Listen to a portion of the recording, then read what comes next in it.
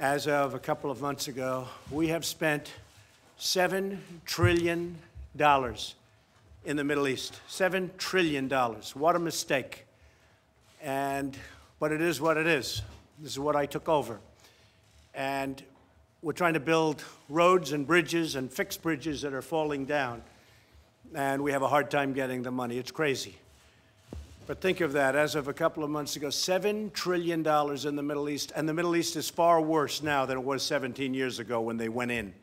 And not so intelligently, I have to say, went in. I'm being nice.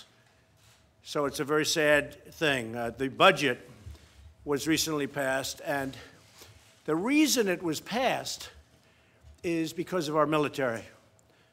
Our military was totally depleted, and we will have a military like we've never had before. We're going to have an incredible military, and to me, that means a couple of things. Number one, it does mean jobs, but really, number one, it means safety and security. Because without the military, and we may have very strong views on spending, which I have, but without the military, it's possible there's no reason for us to be meeting. Maybe we wouldn't be here. So we're going to have the strongest military we've ever had by far. We're increasing arsenals of virtually every weapon. We're modernizing and creating a brand new nuclear force, and frankly, we have to do it because others are doing it. If they stop, we'll stop. But they're not stopping, so if they're not going to stop, we're going to be so far ahead of everybody else in nuclear like you've never seen before. And I hope they stop. And if they do, we'll stop in 2 minutes. And frankly, I'd like to get rid of a lot of them. And if they want to do that, we'll go along with them. We won't lead the way, we'll go along with them. But we will have a nuclear force that will be absolutely modernized and brand new. And hopefully we'll never have to use it. And hopefully we can reduce it in the years ahead. And that depends really on what other people are going to be doing. But we will always be number one in that category, certainly as long as I'm president. We're going to be far, far in excess of anybody else. It's an honor to have everybody with us.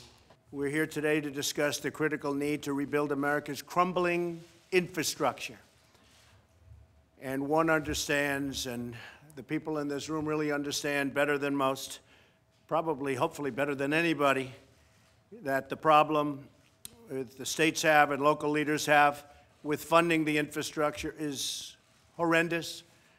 And we will build, we will maintain, and the vast majority of Americans want to see us take care of our infrastructure. Things you've been waiting for a long time, for many, many years.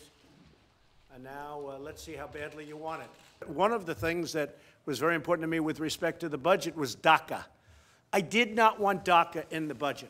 I wanted DACA separate so that we could talk about it and make a deal. And I hope to be able to make a deal. I hope the Democrats are not going to use it just as a campaign. You know, they've been talking about DACA for many years, and they haven't produced. We started talking about DACA, and I think we'll produce. But if the Democrats want to make a deal, it's really up to them. Because we want really tremendous border security, but we have to have Democrat support for DACA, and they are starting that process today. We didn't want to have it in the big budget, because if we have it in the big budget, it's going to get mixed up with all of the other things. So now we have our military taken care of, and now we start very serious DACA talks today.